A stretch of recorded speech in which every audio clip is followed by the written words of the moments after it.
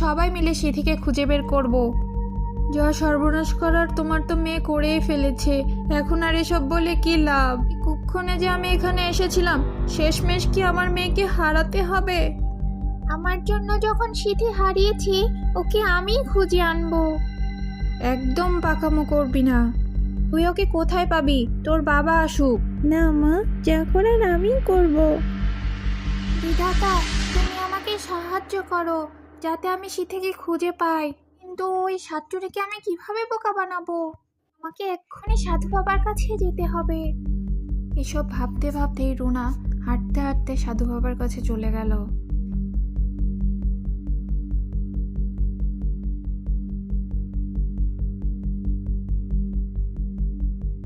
সে সাধু বাবার কাছে গিয়ে সবকিছু খুলে বলল। তুই একদম চিন্তা করিস না, তুই তোর বোনকে খুঁজে পাবি। কিন্তু